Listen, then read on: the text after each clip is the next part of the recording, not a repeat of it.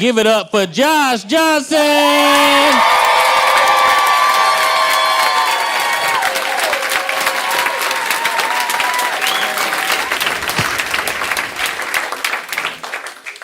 I don't know if y'all saw this Demure thing that's taken off.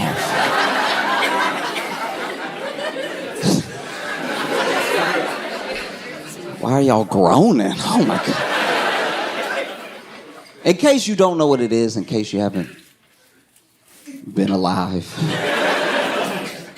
for the past couple weeks, Demure is this one TikTok started this whole thing. It's not like a whole group of people. It's not like somebody super famous already said something. There's this one TikTok by this creator named Jules LeBron that was just sort of getting ready for work and said, you know, look at how I'm dressed. Very demure, very mindful. And demure and mindful have like really taken off. They've really become this big thing. People are talking about how I'm demure, I'm mindful and everything. People have made all these response, TikToks do it and stuff.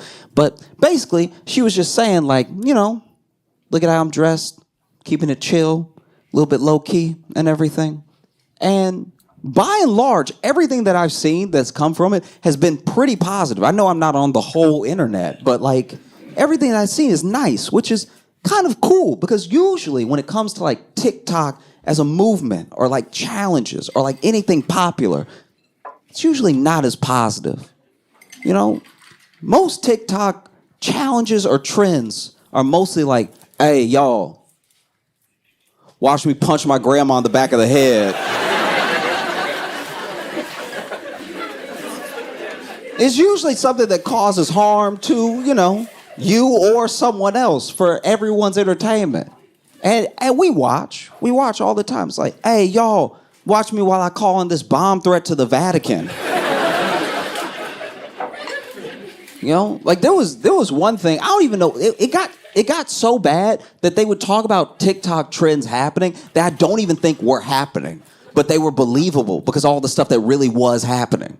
Like, I'm pretty sure there was one where maybe I'm falling for like a trick, but I'm pretty sure there was one TikTok trend where people just kept blowing up the urinals at the boys' bathrooms in their high schools. And I was like, man, maybe they really are lost as a generation. You know what I mean? So then you see something like Demure, and it really kills the whole, you know, the sort of generational gaps that we have. It's hard to keep pushing them away when they're being all nice and stuff. No, you see these young Gen Alpha, Gen Z just being sweet. You almost don't know how to react. You know what I mean? It starts raining. Maybe you're a boomer, and then out of nowhere, you know, this young person comes up being very demure. Pops an umbrella right over your rainy head. You just standing there like, Fox News did not prepare me for this. I don't know what to do. Thank you, I guess. This is weird. You sure you don't want to punch me in the back of the head and film it or something? Like, no, it's just nice to see like a trend that's at least like feeling mildly positive as it spreads, you know? Because a lot of them start positive and then quickly turn. And I haven't seen this one turn yet. Because the whole definition of demure is like modest, shy. You know, mindfulness, obviously self-explanatory, being mindful and stuff. Because the other TikToks I've seen Jules make have also fascinated me. Because, you know, she'll do little stuff. Like she brought donuts to the hotel staff that took care of her at the end of her stay. And she was like, this is being demure. And I'm like, oh, okay, I guess we redefining it. I had no idea. I thought, that's cool. I'm saying because I'm happy about it, you know? And I think that's really awesome. Because for a long time, I didn't know if like a good trend could catch on. You know, we like deep down, whether you like it because you like it or you like it because you love to hate it, we like watching the bad stuff. Do you know what I mean? Like like Jackass would have never been a franchise if we didn't love the idea of a guy just standing there and then his friend running behind him and kicking him in the balls. Like that's, you know, We had Jackass when we were little, and that just spawned into like a different now everybody can do Jackass. Everybody was doing Jackass the whole time, by the way. It's just when we filmed it, it sort of just sat at home. Like they just became home movies. There wasn't an internet to push it out to the rest of the world with, you know? And so I don't know. I mean, I hope for those that enjoy it, it continues. I hope it doesn't, morph into a different thing, because I feel like the internet's very good at that. The internet's very good at like taking something, because it's so decentralized, like taking something that starts out very good and then morphing it to a place where, maybe 5 years from now, there's just a kid that runs up and punches his grandma in the back of the head and goes, Demure!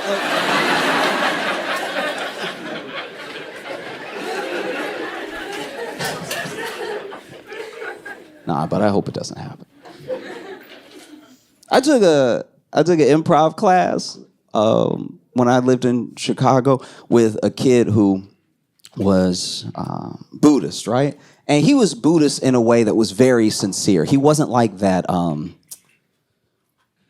You know how sometimes when you go off to college or something and you meet someone who's like hardcore Buddhist, but they're like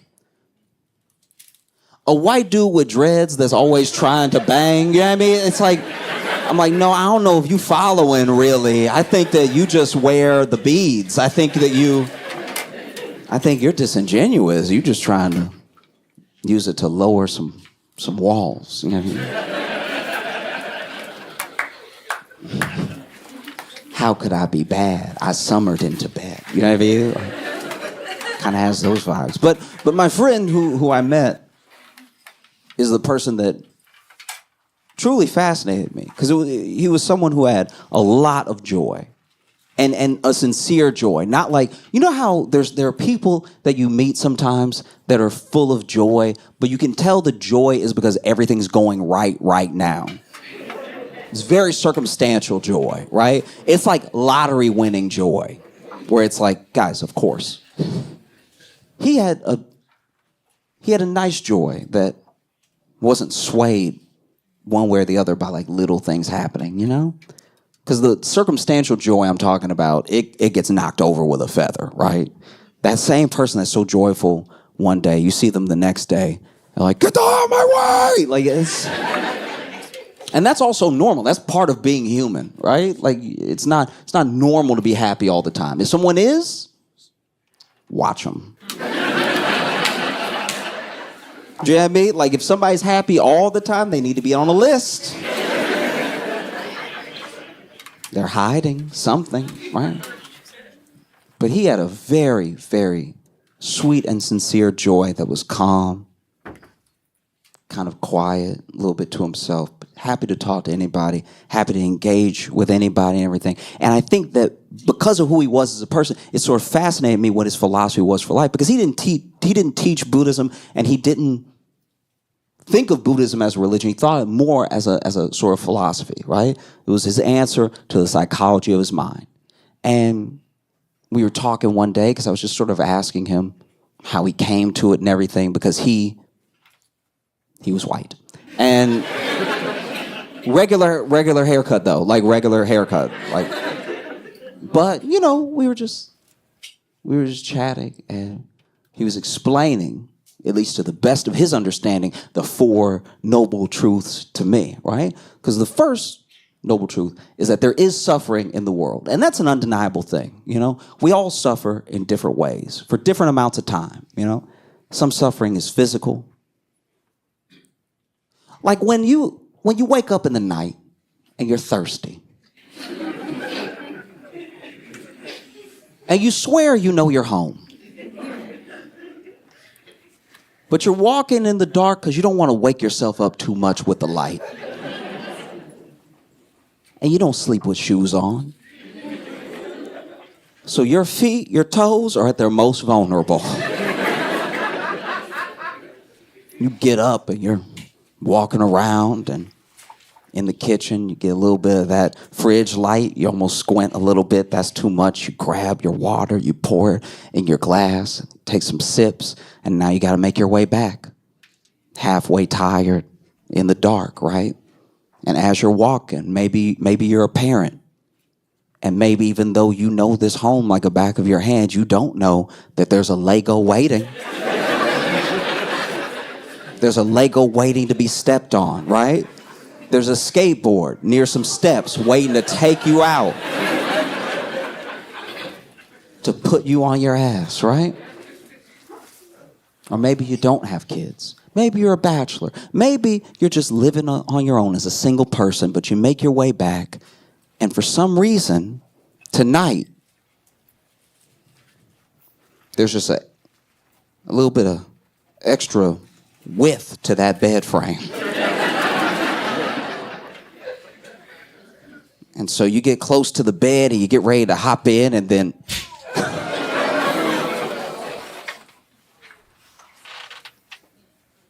and so you suffer. No. But a lot of suffering isn't physical. A lot of suffering, genuinely is coming from a mental place. You either suffer in what you think is going to be the future, or you suffer over the past as it happened. Those things that happen that are very, very embarrassing. Maybe you hold on to a mistake that you made too tight. In your mind's eye, it's the only thing that you can focus on. And most of the time, you can shut it out. It's probably whatever you're thinking about right now. But most of the day, you're pretty good at shutting it out. But then you have a quiet moment, like in the shower. And while you're in the shower, your brain just goes, remember that time? You remember that time that everybody was like, wouldn't it be fun if we jumped in the pool, and then you just jumped in the pool, but then the other person was like, oh, I was never going to jump in the pool. So then you were just out here in the pool by yourself, and you can't swim. So then you were hoping that everybody jumping in would just mean that everyone floated a little bit higher or something. And so now you're like fighting to get to the top of the water, and then people, you can hear them be like, is he drowning? Like that. It was like a question, because you flailing so hard that everyone's like, is he drowning? And then you're like, what? These are supposed to be my friends. Why aren't they jumping in the water and help me? Do we not want to jump in the water so bad? We just want to talk about jumping in the water that no one's going to come save me right now. And so you're flailing, and then finally you just hear somebody at the party, one of your friends say, yo, stand up.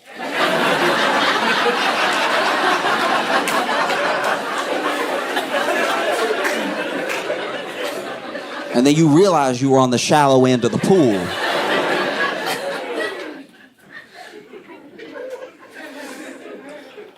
So there's a suffering. And then, there's a suffering for the things that you think are going to happen in the future, right? Things that haven't even happened yet. Usually, it's us, because of our imagination. We're one of the only, look, this is us saying it, but as far as scientists know, we are one of the only species that has real imagination in that way. So we're some of the only things on planet Earth suffering in that particular way, right? Most things are living in the moment, right? But we're the only ones putting things onto the future that haven't even happened yet. Like, let's say you're in a relationship. And you love this person, but y'all fight from time to time. And you fight, but you love each other, and maybe it's been a long time. You've been together for a long time, so you know them. You know them deeply. You know them in a fundamental way where no one else knows them, right? So then sometimes when something happens, you can tell we're probably going to have a fight. We're probably going to have a fight because I know them, and I know what happened, and I know how they react to things. I know how I react to things, so we're probably going to have an argument, right? So then maybe you're driving home, maybe you're taking the train, maybe you're on the bus, but wherever you are, because you know there's about to be a fight, you decide to have the first fight. The first fight is in your head because you're practicing, right? Like... The first fight is you just sort of shadow boxing, right? You do it too. That's not my fault, right? Like you just...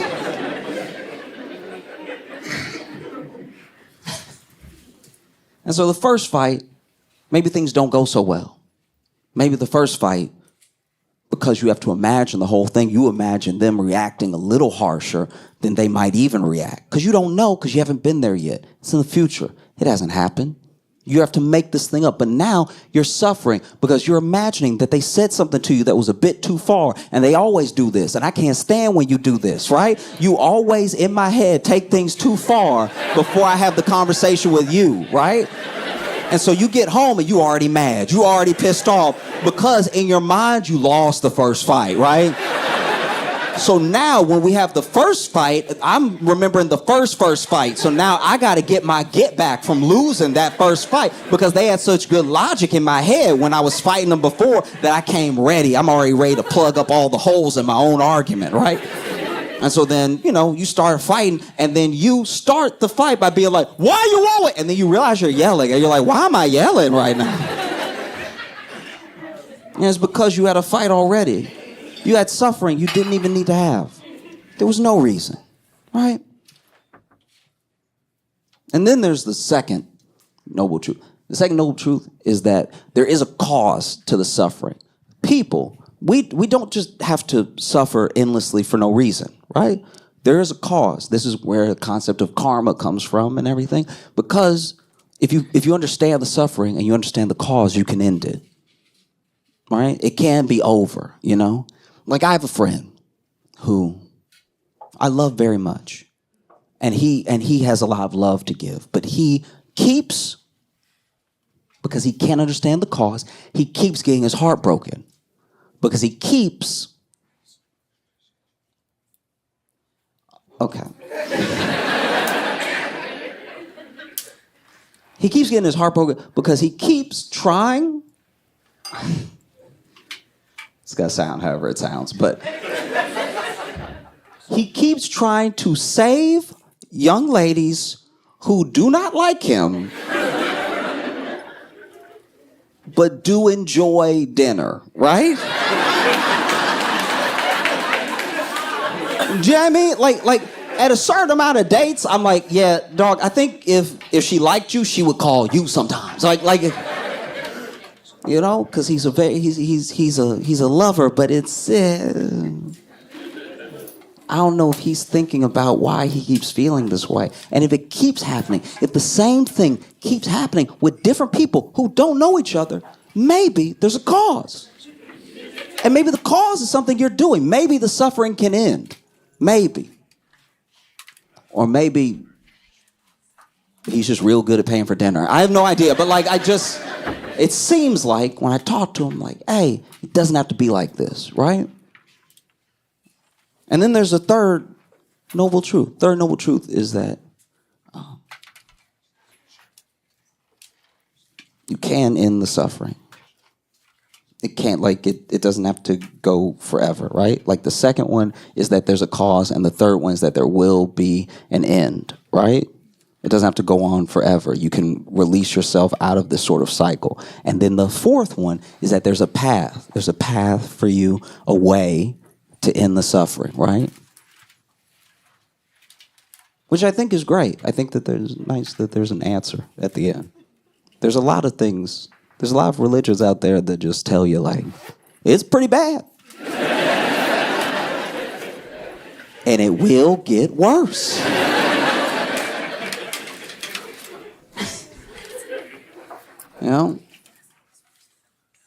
There are some Buddhist monks, right? There's some Buddhist monks in Thailand. And they're in a specific region, so I don't want you to think this is all of the Buddhist monks. But these particular Buddhist monks in this particular region of Thailand keep getting into trouble for not being very good monks. Because when you think of a monk, it's unfair, but you think of a monk the same way you think of a nun. You think of someone who has dedicated their entire life, their finances, their physical self, their spiritual well-being to the cause of whatever religion or philosophy that they've taken up, right? And that doesn't make them perfect, but it does make them seem like someone who is going to be holy or be grounded, whatever the thing is, right? And these monks are pretty rock and roll. These monks are going ham, okay? These monks are having such wild scandals. There was one temple, right, where all the monks in that temple got busted by the police for doing meth, right? And it's hard to conceptualize a methy monk, right? Because you usually think of them as calm and still, but you can't be on meth. You know, I've never seen someone do meth and then calm down, right? That's not part of it, you know? I can only imagine what that one monk who did the meth first must have told the others. You know, does a little meth and it's like, y'all, if we do this, we ain't got to do all that sitting. Like this is about to hit, okay? You know? There was another scandal where there were some monks who basically, I say got in trouble, I think they got arrested for stealing millions of dollars in donations from people who were basically donating to, I guess, the monastery, but just generally, the same way you donate to like any church or anything like that. And that one baffled me because I thought one of the whole principles of Buddhism was like, guys, I don't need anything. Like, it's me trying to better myself, trying to get better, trying to get to the next level and everything. So to give the monks millions of dollars is asking for trouble. Like, yeah, I mean, to give the monks a rapper level of money and then not expect them to live that rapper lifestyle feels like an unnecessary temptation, okay? You know, like I'm pretty low key, but if you gave me around $8 million, I might go a little wild for a day or two. You know what I mean? And it's tough. It's tough when you're a monk and then you try balling out because you in the same clothes. Do you know what I mean? Like when you roll up to a strip club, everybody know you're not supposed to be there.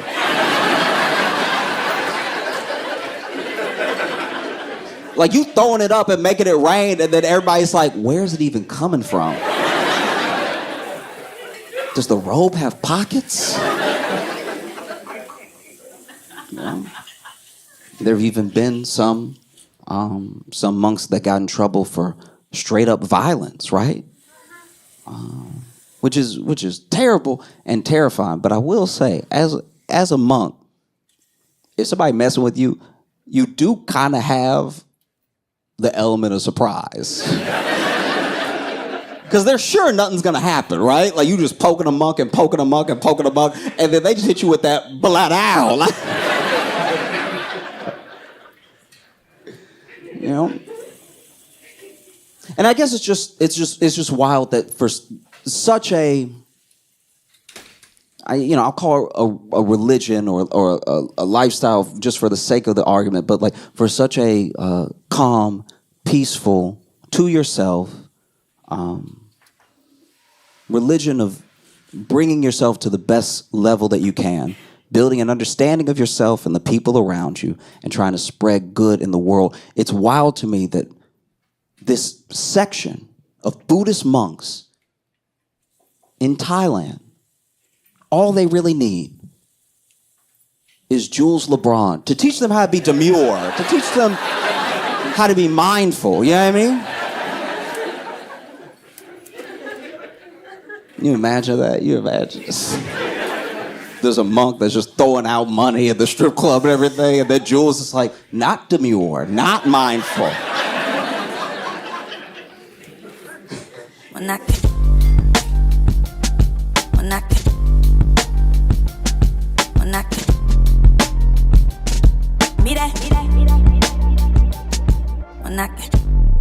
Philadelphia, please make it loud for Josh Johnson!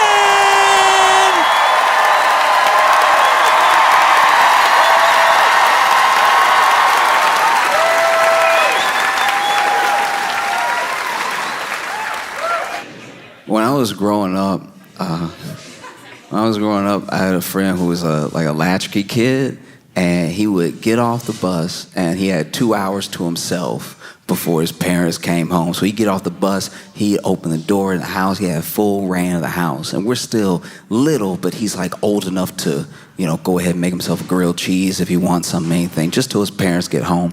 And one day he comes home, and his parents had to get together the night before, and he sees laid out just a little bit left of some wine. And he's like, oh, wow, I know that this is grown-up juice, but I want to try it because I'm not supposed to have it, because I know I'm not supposed to have it, right? And so picks it up, and he's weighing the options in his head. He's like, I could try it, but what if I get caught? I'd be in so much trouble. Oh, but I really want it. Maybe nobody will know. And he's going over and over it in his head to the point where he decides, I'm going to just have a little sip. And he's bringing it to his lips, and then he ends up slipping it out of his hand, drops it, stains the carpet, right? So now he's freaking out because it's like, oh no, they'll know there wasn't a stain there when they left. This is all on me. And he did what a lot of kids would do in that scenario. He made it worse. He was like, the only thing, and I can understand he's a kid, but this is a mistake that I don't think I would have made. The best thing for him to do in that moment, he thought, was to make a bigger mess. And then that way, the stain won't be so bad. So he grabbed a rock and he threw it through the window.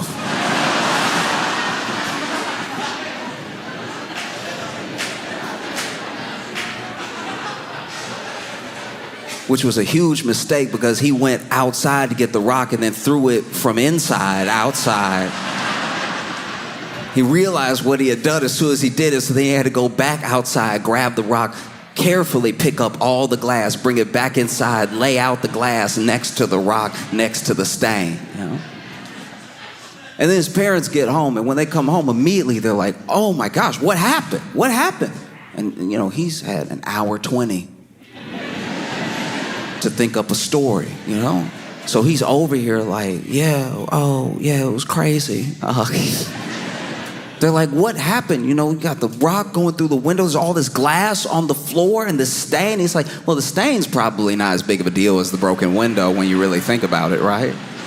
And they're like, what happened? And he says, well, the rock came through the window and it must have hit the glass that had the wine in it, the wine that really shouldn't have been left out. That's an adult beverage. I'm a minor. And then it must have hit the perfect angle to hit that glass and this glass and then knock over and then make a stain on our beautiful 3-bedroom carpet. And his parents were like, but did you see it happen? Like, how did this happen? Did somebody throw this? And he's like, uh-oh, because he didn't think that far. And so he was like, yeah, the man threw it. And they were like, what man? And now he's in deep because he's like, yeah, what man? What am I doing? And so he's like, yeah, there was a man that, threw the rock through the window and everything. And you saw him? Yeah, I saw him. He threw it and he ran and everything. And he thought maybe that would be the end of it.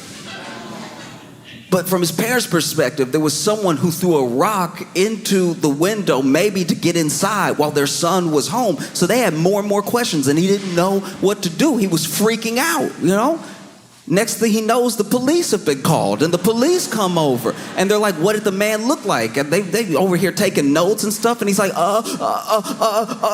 he doesn't know what to say next because he didn't think this far. And that's how I feel like Trump must feel about Epstein, because it goes so deep. It's like he didn't think this far in the lies.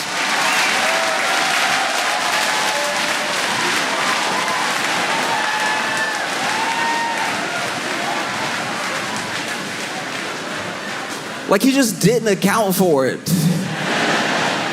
He thought he could make it quiet, It's not going to be pitched as a direct and absolutely direct order from Trump, what the DOJ did. But the DOJ came out after interviews saying, oh, there's so much information. We're just trying to figure out how to put it out there in a way that's clear. Oh, there's so many files. There's a list of names. There's logs. There's a client list. After saying all this stuff in the media, the DOJ comes out and says, actually, the investigation is closed. We're not going to be prosecuting anybody else. And I think we got to the bottom of it. Thank you for your attention to this matter.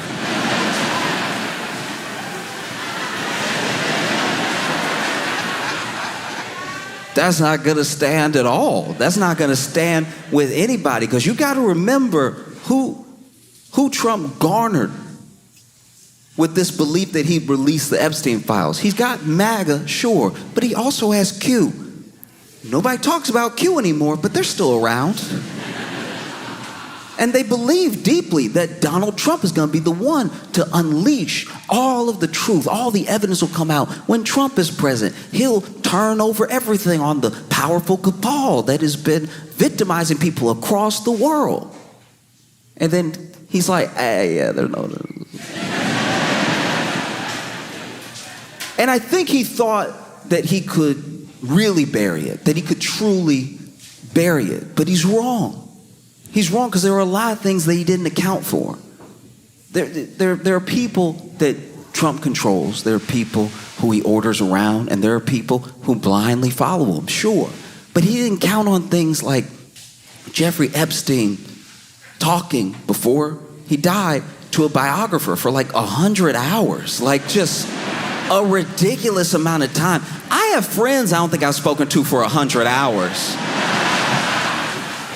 100 hours, you probably say a lot of nothing, and you probably say some pretty interesting stuff. Those 100 hours of conversation is how we know that Trump and Epstein were tight for years. Well, even Epstein said he knows some of the inner workings of the White House because him and Trump would just chop it up. You know what I mean? That's heavy. That's a lot to try to sidestep. And Trump's been making mistakes this whole time. Even when Epstein died, right? Epstein dies. He was in jail and he passed. Who can say how?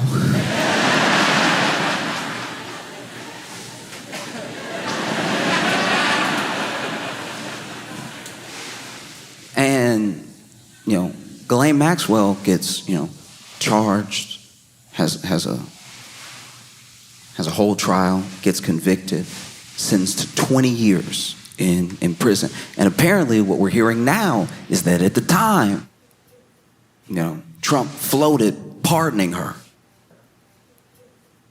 And the people that heard that almost couldn't believe it. Why would he pardon her?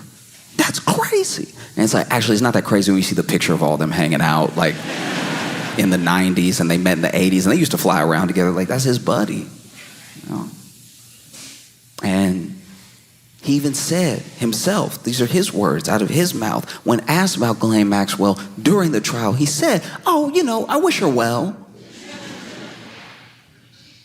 Somebody that's on trial for trafficking. Somebody with ties to you. I wish her well. And then people were like, why would you wish her well? And then they brought it up again, and Trump was like, I wish lots of people well. And we were like, no, you don't.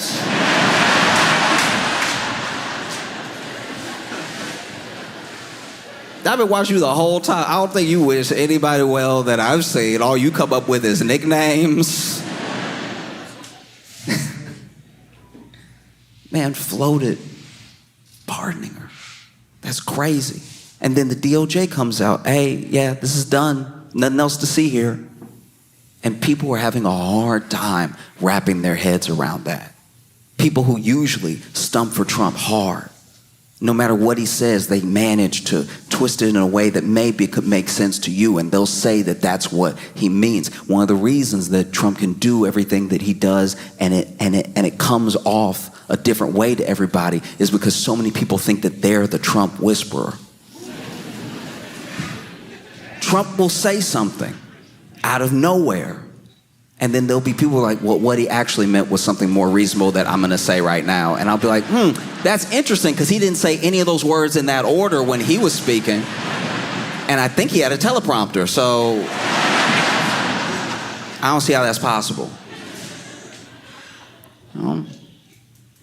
And so everybody thinks that they can be the Trump whisperer, and it's just not working this time. You see people trying to come up with why Trump, why the FBI, why the Attorney General would all of a sudden, what feels like out of nowhere, try to shut this whole thing down, right? Alex Jones, of all people, saw what the DOJ did, and he made a video crying. I think it's very important. When, when a man shows emotion, not to just ridicule him for it because it's easy. But Alex Jones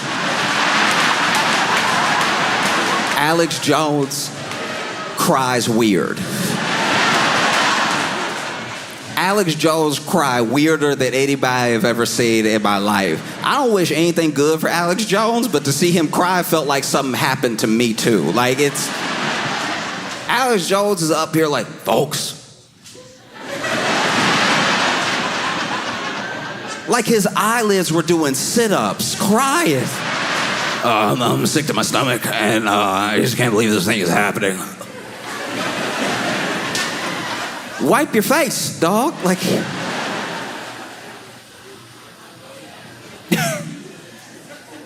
And even Alex Jones trying to come up with something. He's like maybe the deep state got to him, and the deep state is in his body, and that's why he's doing this stuff right now. And then he'll be back to normal after he has one of my protein shakes. You can go to my website and buy frog protein for $19.99. No, it was crazy. Because Alex Jones, you gotta remember, this dude is a proper conspiracy theorist. Old school. There's something deeper behind everything at all times. And I'm not talking about chemtrails. I'm not talking about government operations. There's something deeper behind everything that happens all the time. Hillary Clinton went on The Tonight Show. Pretty sure this was on The Tonight Show, and she was trying to open a jar of pickles, right? I don't remember what the bit was, but that's what was happening. And Alex Jones pulled it up, and right after she opened the jar, he was like, you see?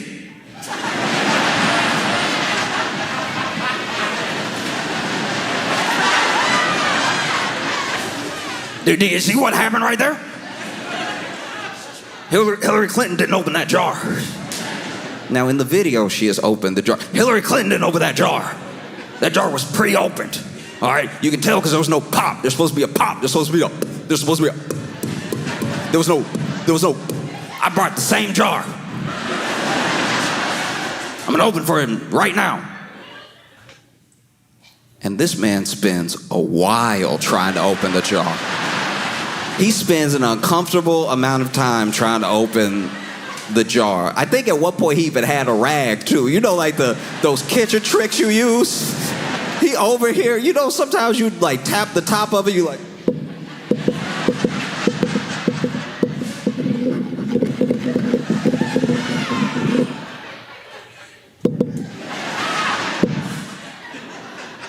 he's like, I can't even open it right now, folks. That's how you know this thing right here, she didn't open that jar.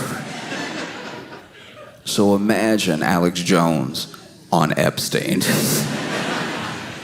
No. I just think about the way that MAGA has been reacting, because it is a full-on revolt. Truly, it's a thing that they cannot fathom is happening.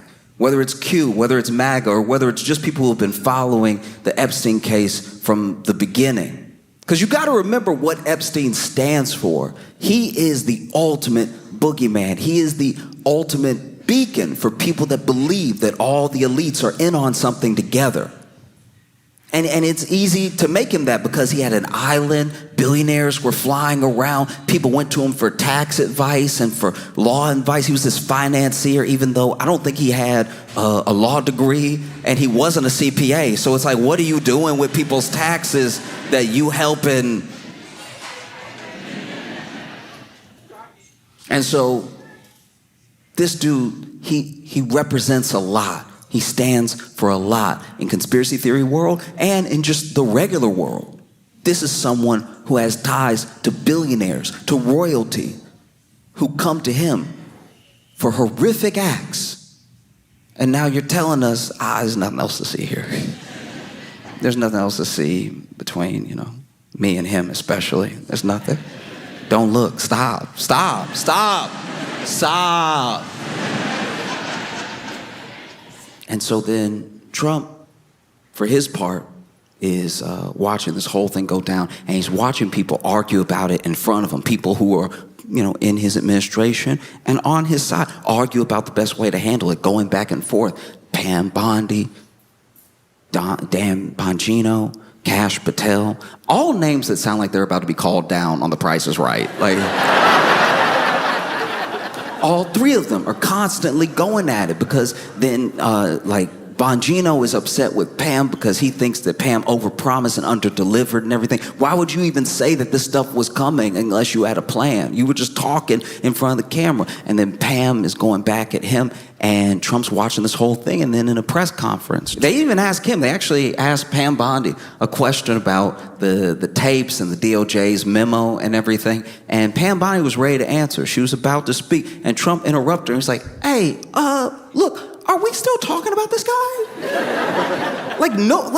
Like, why? Like, years? Like, why? Like, everybody's talking about this dude. Like, what's the point? You know what I mean? Like, it's just, I'm sick of this for you, Pam.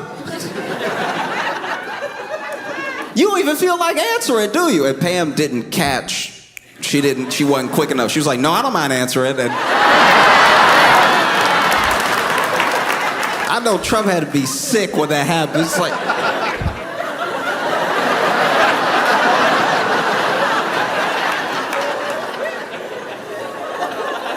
no, go ahead and answer then. And, Pam Bondi talked about how they had released a lot of stuff, because there's a difference between releasing evidence around a case or releasing vital information or declassifying things and then releasing stuff, right? So they released a bunch of stuff to look like they were releasing something. Like, they released the videotape of the night that Epstein got up out of here. And the problem with the tape is that it's always been talked about as if there was a tape of his cell that would prove definitively that, like, nothing untoward happened, right? But the tape isn't of, like, Jeffrey Epstein's cell with him sitting there and everything. It's of, like, a hallway. And you're giving a tape to conspiracy theorists. They're gonna do some extra looking.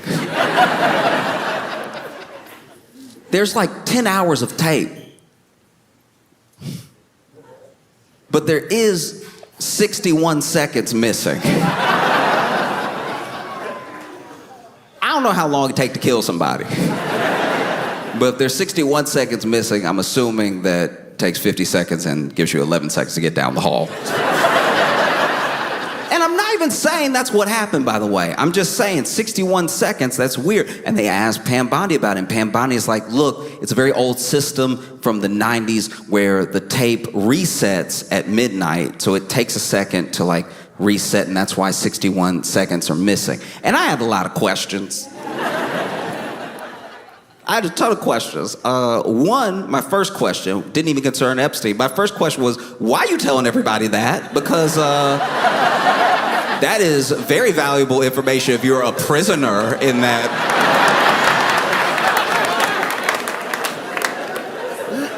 Because you know what they play in prison, the news. You probably sit there in Gen Pop like, wait, it what? Every day?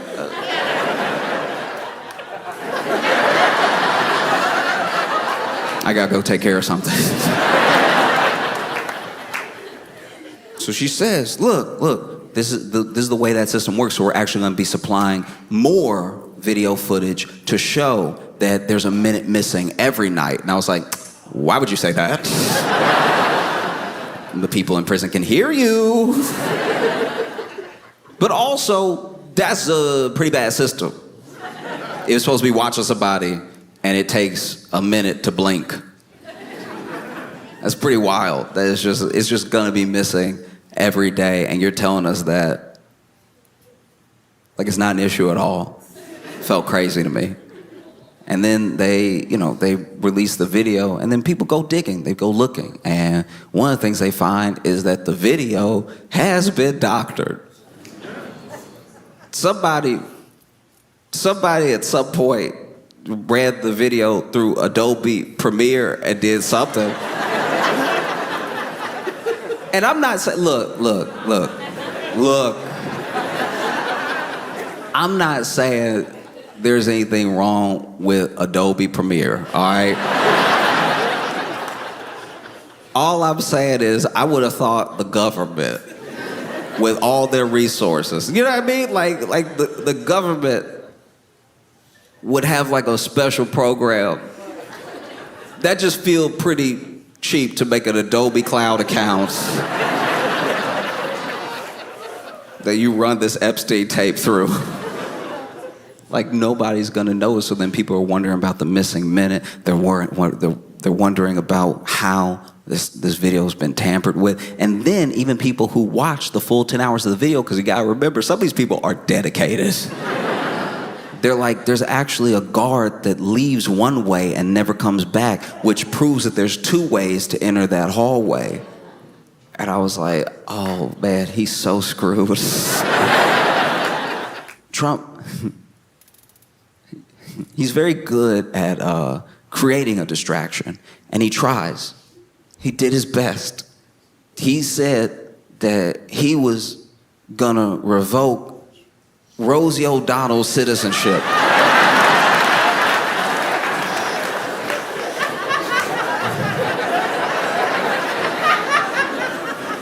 On any other day in American history, that would be a headline.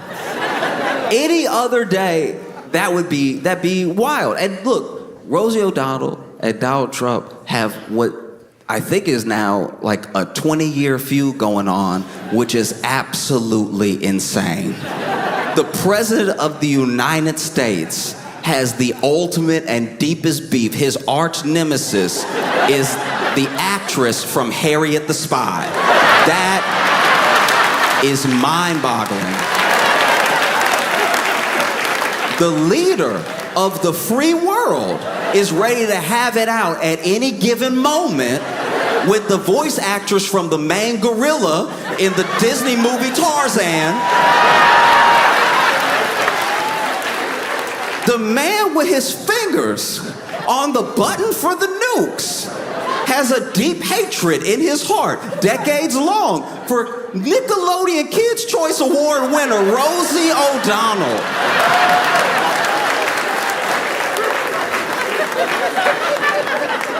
This is an unacceptable timeline. That is crazy. I don't even know what Rosie O'Donnell did that day. Like, I don't know what even brought it up. But he says, I'm thinking about revoking Rosie O'Donnell's citizenship. If Ireland wants to keep her, they could have her. And any other day, this would be the story. He knows that. Who knows? Look, I'm of two minds about this thing because it is clearly a distraction, so I don't want to spend too much time on it. But I'm of two minds about this thing because, one, obviously, there's a world where he's just like saying stuff to say stuff to like swiftly like move the news cycle in another direction, and he may not do anything. But the fact, as a sitting president, that he would even muster up the corner of his thumbs to put that into a phone to go out to the world is so deeply insane. Because this thing that he's doing now is not just a step too far, it's the entire field too far. Rosie O'Donnell is an American citizen, a citizen. And so if he can do that, then truly, 100% without a doubt now, nobody is safe. What started this whole like immigration fear-mongering, you got to remember, because you have to understand, as a platform, people have been running on it as long as there have been, green cards and immigration programs. Oh, is it a little too much? Oh, we don't like what it's doing to the landscape of our neighborhood and everything. And people have won votes on it. That's nothing new.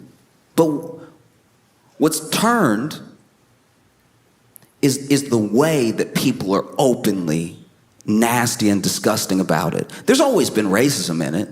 It's mainly what it is, Because if you really cared about people coming over the right way, the legal way, then you would make the right way and the legal way clear, and you wouldn't kidnap people at their green card interviews, and you wouldn't have like mass people picking people up after baseball practice, okay? If that's what you cared about. And you also, you've structured this thing to make these people seem like monsters. That's been the plan this entire time, because if somebody is a monster, it is part of the human condition and a flaw that we have. As long as we see somebody as a monster, whether they are or not, we don't really care what happens to them.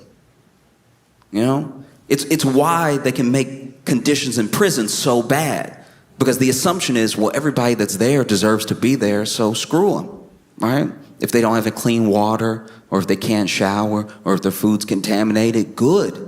Because they did something bad to earn that place, right? And it helps you strip the basic humanity of looking at another person, whether they've made a mistake or not, or looking at another person, whether from a different country or not. And if you get really good at stripping that humanity away, you can do whatever you want, and then you start to be able to do whatever you want to anybody that you want. And that's what's been creeping up this entire time. What started as like, guys, they're eating the dogs.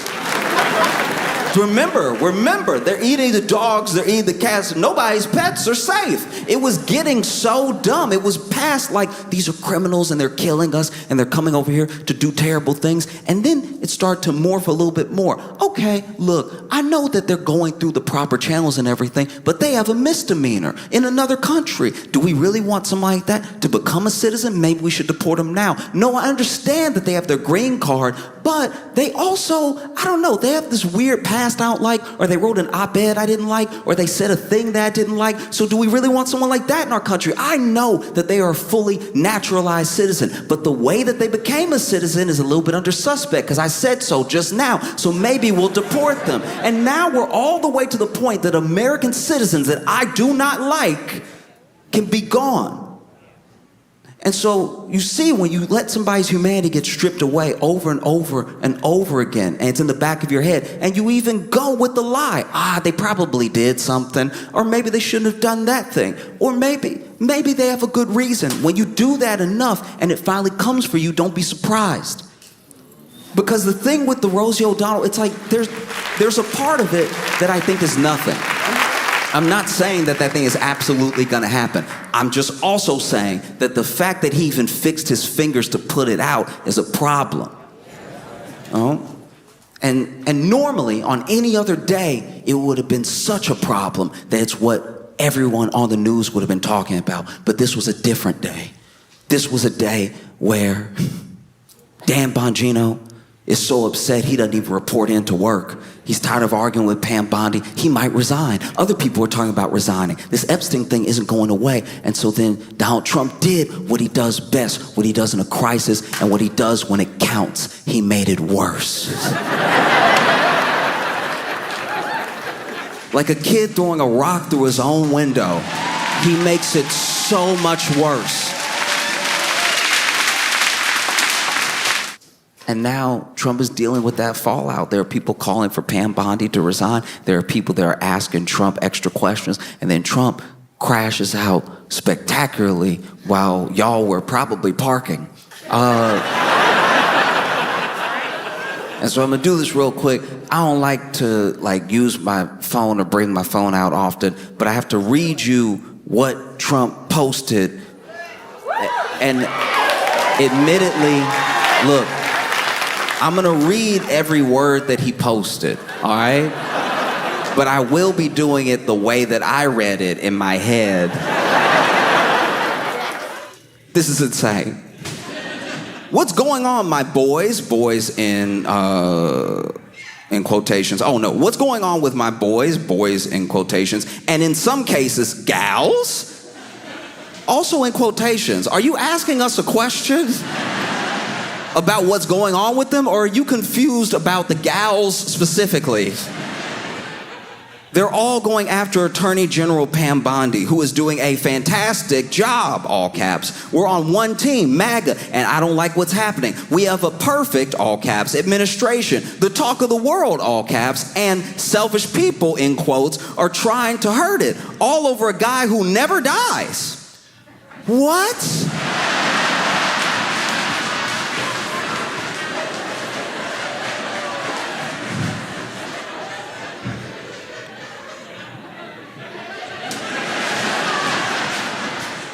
I'm not saying that Trump killed Epstein. I'm not saying that at all. I'm like specifically not saying that. I need you to understand that I am explicitly not saying that Trump killed Epstein. I'm just saying that if I was like driving in my car and I hit somebody and I somehow got away with it, but I saw them every time I closed my eyes, I'd be like, this guy never dies.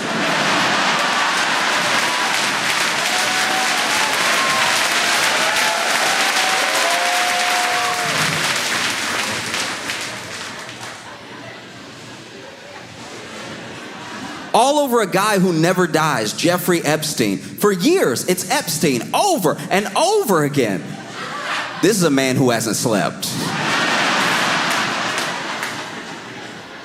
For years, it's Epstein over and over again. Why are we giving publicity to files written by Obama?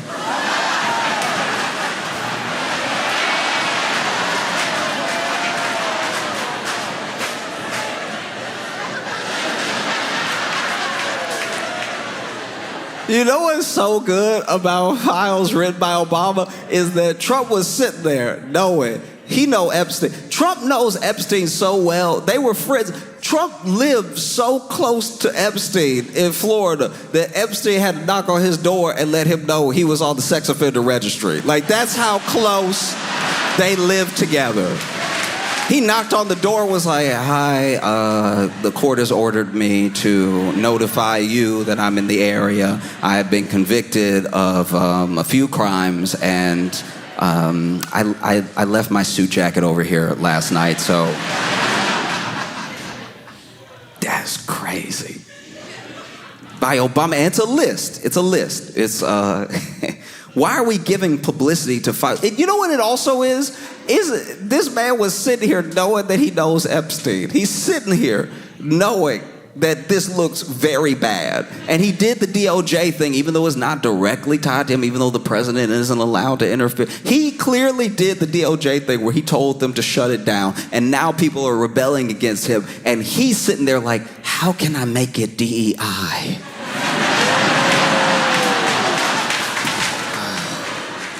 Obama.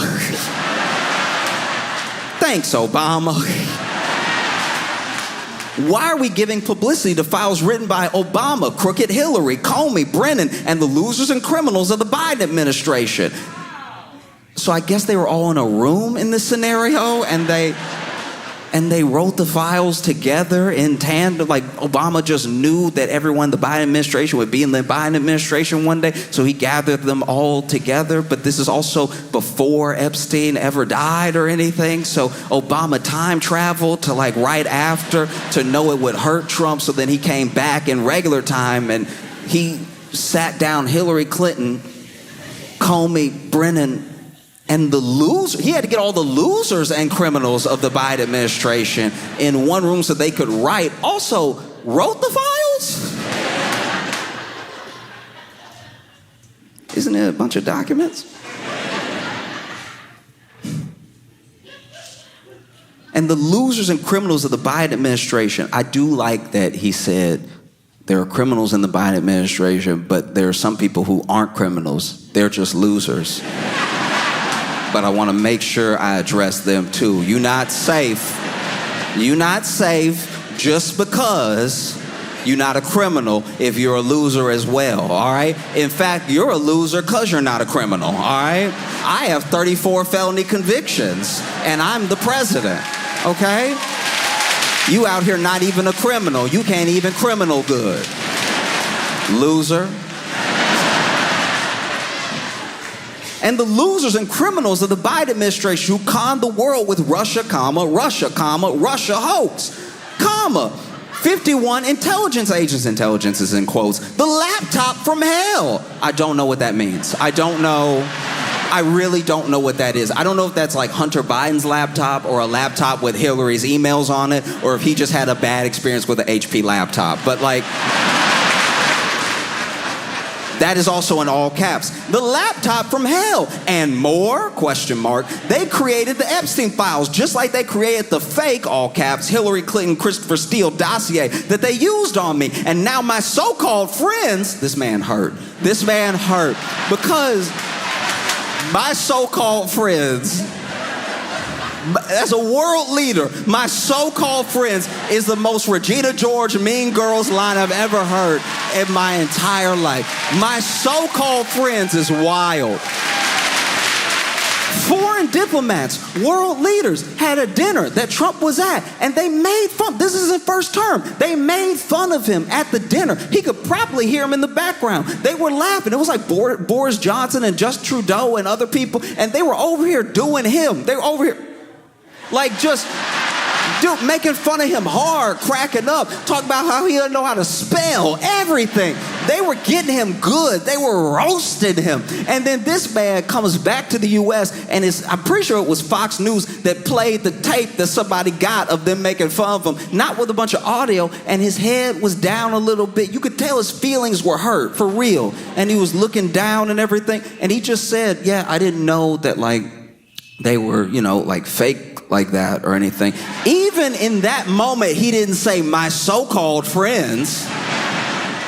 My so-called friends is insane. And now my so-called friends are playing right into their hands. Why didn't these radical left lunatics release the Epstein files? If there was anything in there that could have hurt the MAGA movement, why didn't they use it? And this is good. This is clever. He's doing what he does. This is the Republican talking point that's going to go around, look for it over and over and over again. Well, why didn't Biden release the Epstein files? If there was anything in there that could hurt Trump, that could derail MAGA, why didn't he release it? All right, that's the most I know you are, but what am I logic I've ever heard in my life? Because you're the president now, so you could release them. I know that Biden didn't release them, but you could release them. You could. You could release them if you wanted. You could, you could, like I dare you. I was just saying, like I dare you. I bet you won't. I bet you're too scared. I bet you won't. But you could. I know Biden did, but you're the president now, and I thought you were a better president, so you could. You could do anything that Biden didn't do. You said that. You were like, there's a bunch of things Biden can't do that I can do, that only I can do, and one of those things is release the Epstein files. Like, do it. I bet you won't do it, though, because you're scared. No, it's just funny, man. This man, he's going through it. Why didn't they use it? They haven't even given up on the John F. Kennedy or the MLK Jr. files, which is a terrible idea to bring up different conspiracy-laden things while you talk about there not being a conspiracy. That's crazy. That's a terrible move. This man is derailing. No matter how much success we have had securing the border, deporting criminals, fixing the economy, energy dominance, a safer world where Iran will not have nuclear weapons, it's never enough for some people. This man is spiraling. It's never enough for some people is not what a president says. It's never enough for some people is not how you speak as a president. That's how you speak as a dad who just finished a 16-hour shift and somebody tells you to take out the trash. It's never enough for you people. Every day, I've been awake for 24 hours. It's my birthday. Yeah, thanks for the time. It's never enough for some people. We are about to achieve more in 6 months than any other administration has achieved in over 100 years. And that's true. That's true. We're all going to die.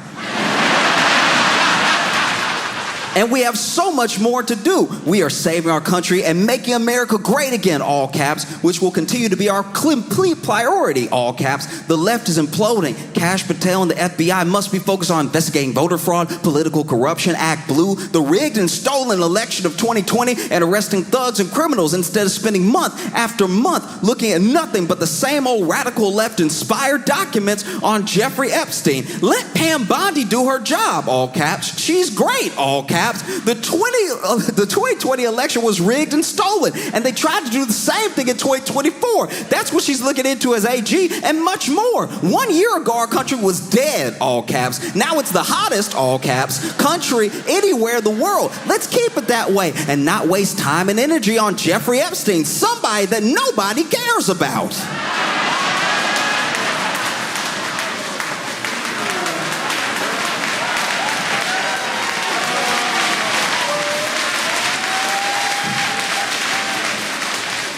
Thank you for your attention to this matter. There's a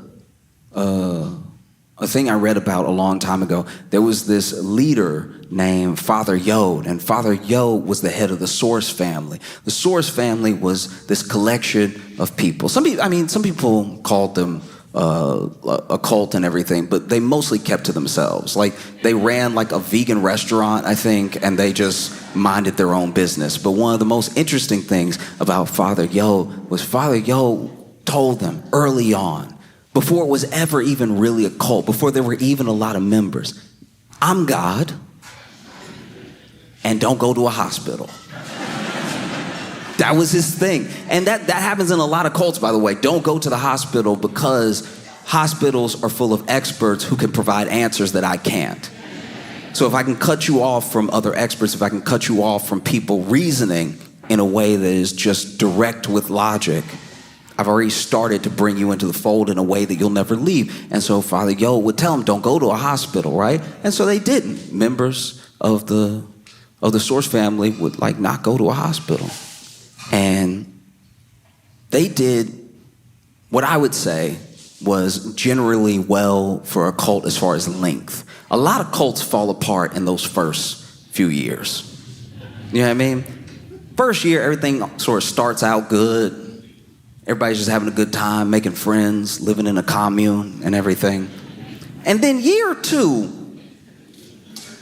somebody try to get you to drink something or do something else. Just people start coming for your mouth, you know what I mean? And all sorts of ways that get uncomfortable, and that's usually when the cult falls apart, because there are people that are like, ooh, I'm not gonna do that, I'm not gonna drink that, ooh, that's weird, no, I'm gonna go, right? And then that's when leaders sort of crumble and start having power grabs, and they get paranoid and everything. This didn't really happen, at least from what I read, to the Source family, Father Yod, and they stayed together long enough that there were members of the community that started coupling and even having children. And it got to the point where they were about to have the first baby born into the Source family, but they can't go to a hospital. They can't go to a hospital, and something feels wrong. And no one can really describe what it is, but basically this member starts going into labor in real time. So everybody is looking over to Father Yod. You know, you said you were God. You told us not to go to the hospital. I think you're gonna have to deliver this baby. And so this man does it. He delivered the baby, but when the baby came out, it wasn't making any noise. And it wasn't moving at all.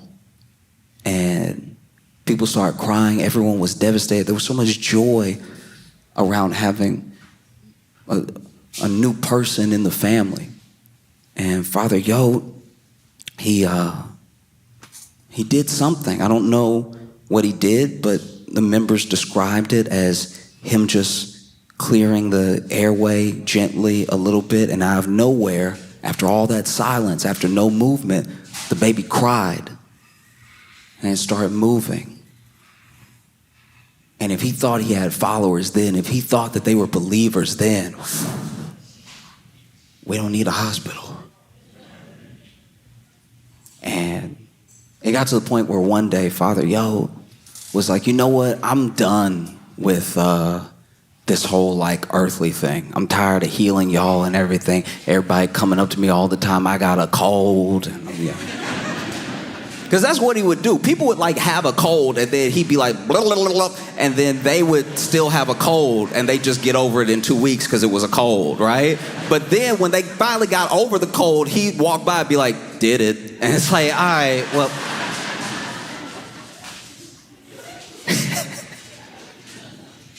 And so, just one day, Father Yod said, you know what I'm going to do? I'm going to take a vacation. Get away from y'all for a little bit. I'll come back, but I'm going to take a vacation. I'm going to take it in heaven. And so he got on a 1,300-foot cliff with a glider. Because I guess he thought he was gonna glide up enough to just like get to heaven's front door or something. Like this man is truly like lost to the sauce, right? He'd been leading the cult too long. He believed him now. I wish I had half the confidence. Because that's so crazy to think you're just gonna fly up to heaven and stay up there, but you also need a glider. Do you know what I mean? Like, at least people on ecstasy think they gonna just fly immediately, you know? This dude gets on the glider, takes off, and never did this before in his life. Wasn't trained or anything. And so he jumps off the cliff in the glider, and he goes perfectly down. He goes straight down. This man, bow, right? And so the followers like, oh, he went the wrong way. And then they come down the cliff and everything, and they come to get him. He laid out. I can't even do it. He laid out. He laid out like, but not like busted up. He's not dead. He's laid out like this. And didn't have any, to what I read at least, he didn't have any significant, any substantial like bruising or markups on his body. Another miracle, you would think. Turns out everything stayed intact, but his guts were all upside down. Like this man stayed perfectly in his body, but his lungs were in his feet. Like he and so they run up on him, and he over here laid out like, I can't even do it right. Like he laid out like, when they find him, glider crash, he laid out like this. And they run up there like, Father, Father. And he's like, get me to a hospital. Get me to a hospital now. And the followers are like, what? And he's like, yeah, the one on 32 Roscoe, please. Hurry up and get me to a hospital. And there's different accounts of this. I'm sure that there's followers that say he never asked for a hospital. I'm sure there's followers that say he asked for a hospital immediately. But this dude is like, get me to a hospital. And then the followers are like, what? Why though? Like, you said never go to a hospital. You said that that's not real science in there. You said that you get sicker if you go to a hospital. We can't take you to a hospital. And he said, get me to a hospital. I'm serious. Oh, I feel something upside down. You know what it probably sounded like? I mean, I'm not there. We don't have the footage or anything. But I imagine if you fall 1,300 feet down, you probably sound like that grape lady. Remember that grape lady that was crushing the grapes? Then she fell, and then she went, arr, arr, arr, arr, arr, arr. Off camera, we didn't see her.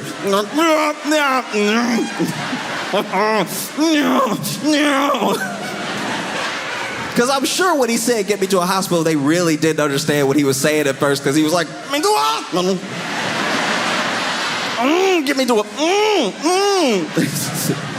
I think my spine behind my balls. Get me to a hospital.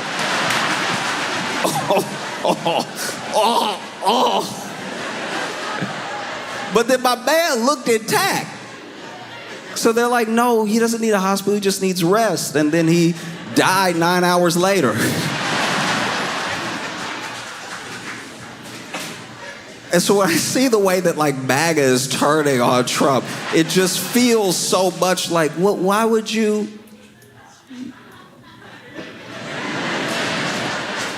Wait. Why would he lie? He really doesn't understand. Trump truly doesn't understand why this thing won't go away. And it's because he doesn't understand people. You know, whether it's, you know, the MAGA base, whether it's Q, whether it's anybody online, anybody interested or concerned about anything to do with Epstein, all those people are people. So if you lead people on and you lie to people, they have a reaction. You can't just get something and give nothing in return.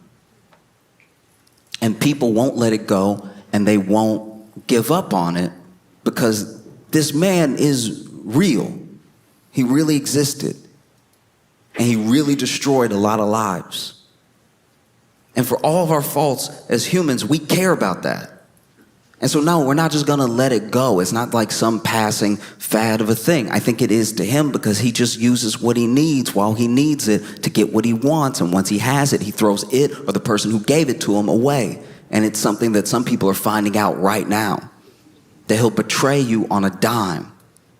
Nothing matters to him.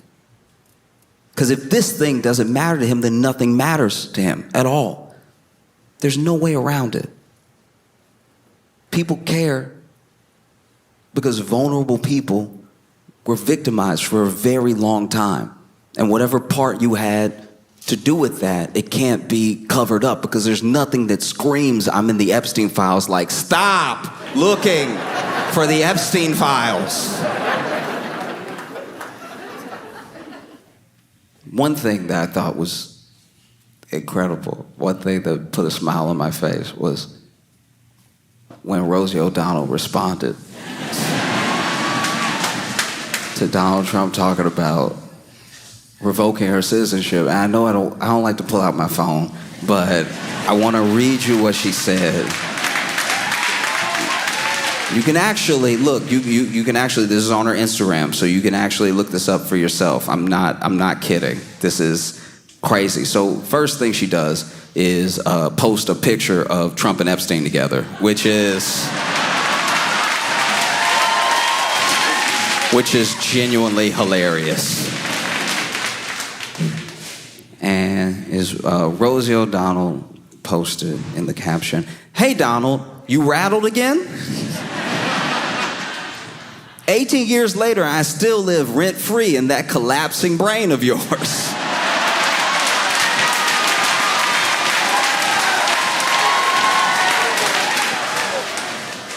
I'm gonna be honest with you right now. I watch the news all the time. I watch people try to defend Trump. I watch people attack Trump, and I'm chronically online. So I watch people insult Trump all day long, and I have never come across collapsing brains. Collapsing brain would actually explain everything. It would explain the made-up words. It would explain the spelling. You call me a threat to humanity, but I'm everything you fear: a loud woman, a queer woman, a mother who tells the truth, an American who got out of the country before you set it ablaze. You built walls, I built a life. I'm an autistic kid in a country where decency still exists. You crave loyalty. I teach my children to question power. You sell fear on golf courses. I make art about surviving trauma. You lie, you steal, you degrade. I nurture, I create, I persist. You are everything that is wrong with America, and I am everything you hate about what's still right with it. You want to revoke my citizenship? Go ahead and try. King Joffrey with a tangerine spray tan.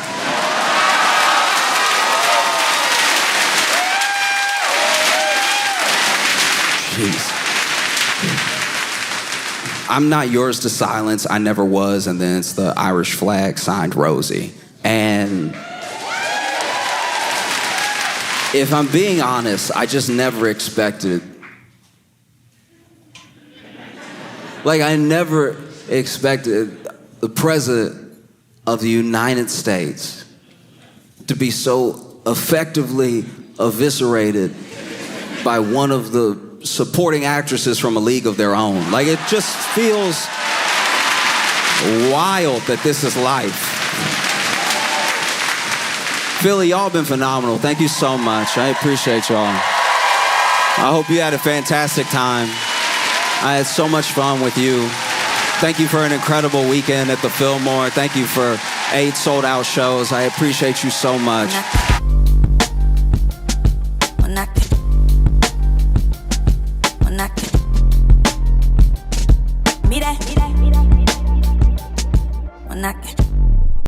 Charleston, please make some noise for Josh Johnson!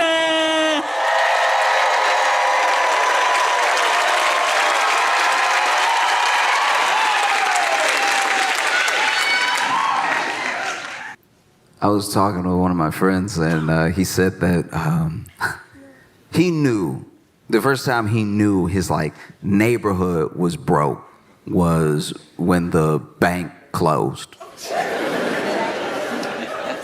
It's a pretty good indicator.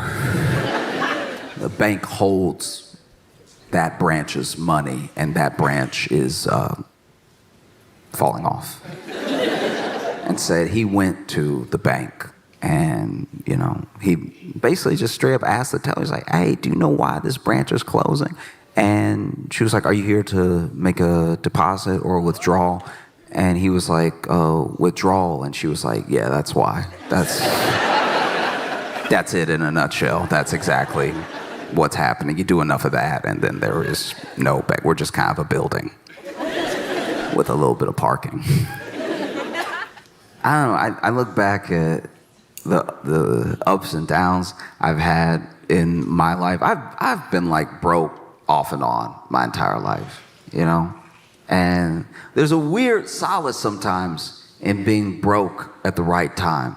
Everyone thinks that the security is in having means and having money, but sometimes not being a part of the circus is its own solace in a weird way.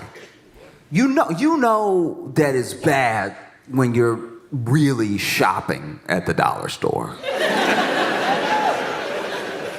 There are things anybody could use at the dollar store. You need a fly swatter, you might as well run up in the dollar store. You know what I mean? You need a dustpan, might as well run up in the dollar store. But if you're really shopping at the dollar store, things are not great.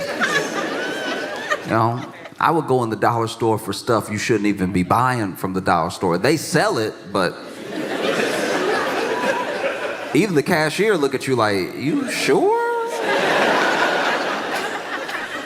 I'm talking about you have to get your meat at the dollar store. I knew I was in a bad situation when I went to a dollar store and was looking at that meat in the fridge, and I was like, Because the meat at the dollar store, they don't go into specifics. You go to Kroger, Walmart, you go to Target, you go to any of these places, and you'll see the brand of the meat, and then you'll see, all of the little no preservatives ever, completely organic, all the stuff. When you go to the dollar store and you buy your meat, it just says the price and it says meat.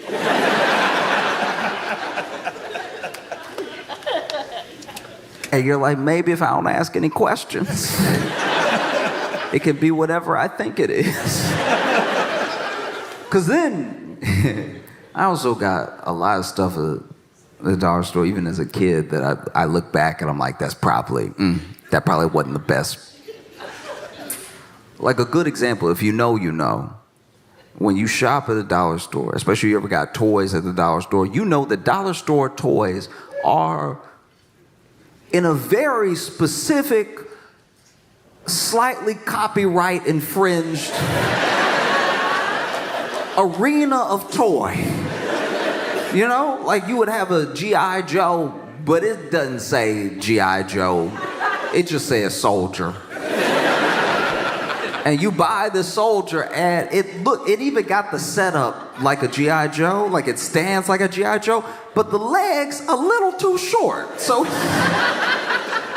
some very long arms. I couldn't tell if the arms were long or the legs were short. And it doesn't have like grip action. It says that on the front, grip action. It just has a hole. They didn't make a hand. They made a hole stub. And then this hole stub is what you go ahead and put the little toy gun through. But then they didn't really measure out the gun versus the hand. And so the gun is not in proportion at all. So it looked like this would blow his arm off if he tried to shoot it. But you bring it home and you're playing with it. And you're like, yeah, soldier, get him. And he's like, I'm gonna get him. Oh, I'm gonna get him. They getting it right now. Trust me. Trust me. Nah, they getting it. Look. Point me over here. Point me over here. No, it was terrible. It was very bad. It was horrible. You know, you would have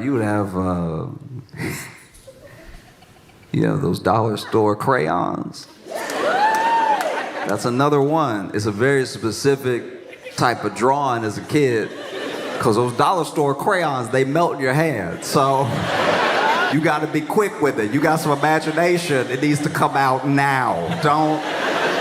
You got to put those crayons in the fridge. I remember being around some of these Crayola crayon kids being like, your crayon's stale as hell. Man, y'all don't even freshen up your crayons. That's crazy. That's why your pictures stink. You know what I mean? My pictures smell like leftovers.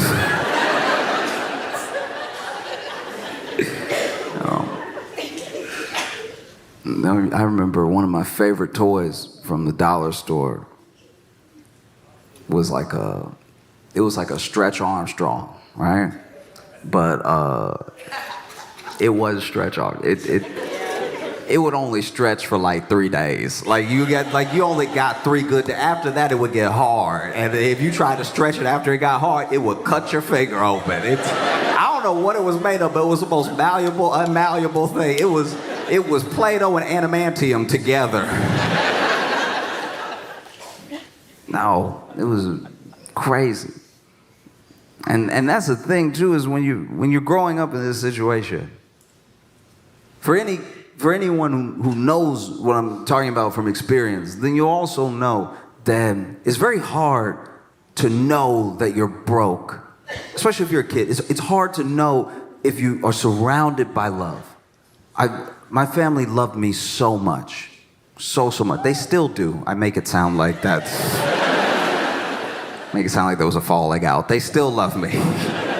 But no, I was surrounded by love. I had my grandparents, and my mom, and my dad's love. I had my aunt, and my uncle's love. I had my cousin's love. I had so much love around me. And when you're surrounded by that much love, you don't know that you don't have money when you have that much love until you meet somebody who has both.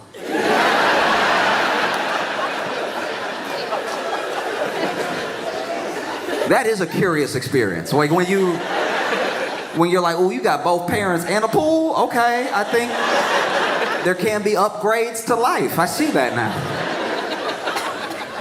To me, greed is a paradox, because you want everything. Even if you have more than enough, even if you have so much that what you have is starting to hurt you in the long run. You see it with the way that hedge funds cannibalize whole companies. It's like, okay, everybody made some short-term profit, but now this thing that people used to love doesn't exist. You know? Like you take like a Southwest. You know, Southwest, people used to love Southwest. Bags fly free. Affordable tickets. You just sit wherever. You don't have to wait for the person. Southwest used to be so fire because then you don't have to wait for the person to get to their seat, and you don't have to get up for anybody. Do you know what it's like to just be in your seat on the plane? And everyone's almost here. There's a couple of stragglers. There's almost nobody coming down that aisle anymore. You even settle in. You're like, oh, I may not have a seat next to me. This may be the promised land. You you get so comfortable, you're like, man, I might put my other leg over here. Southwest had a brilliant idea. And the bags were flying for free, which makes sense. The bags don't know where they're going. Why should I have to pay for this bag to have an experience too? You know? And then greed, and then private equity, and then hedge funds, and then, shareholder meetings, and then dividends. All the things start to creep in, and it's like, maybe we'll stop doing everything that is why everyone likes us.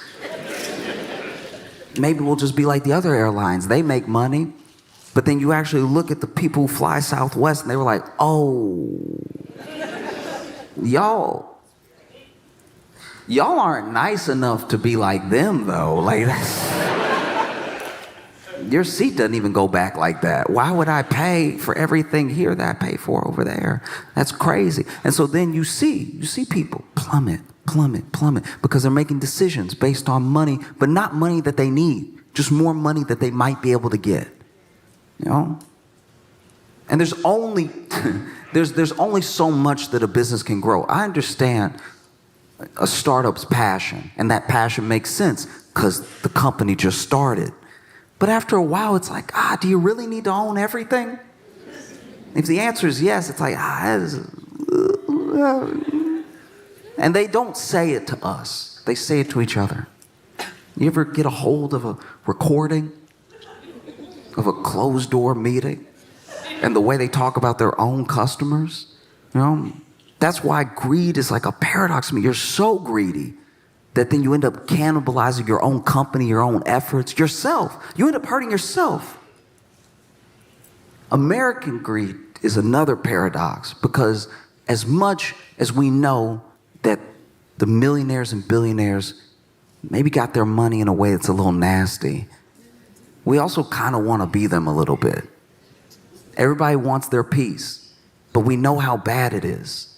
There are people who I know who want to be billionaires. They aspire to be billionaires. But if you ask them to name like a good billionaire, it's a hard quiz.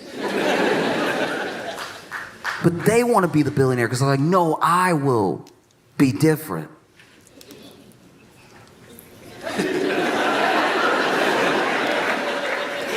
How? That to me is like a drug dealer saying, no, I'm gonna be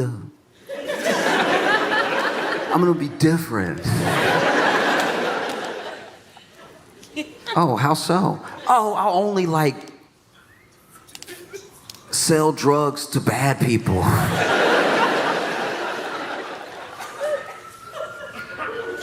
How will you know that they're bad people? Word will get around and they'll buy my drugs and I'll be like, that's a bad guy. No, it's not gonna be different just because it's you. That's the trick as well. No, it's different when I do it. It's different when it's me. It's different when it's for me. It's different when it's for my family. Right? So then you hear people talk about recession. That recession is coming, recession is looming. And to be fair, people have said that since the last recession. Every year, I'm not an economist, but every year there's somebody that's like, it's coming. Get ready, batten down the hatches. And so you're in this situation where, people are very worried, and understandably so. Because it's not really about the money. Money is mostly like the conduit.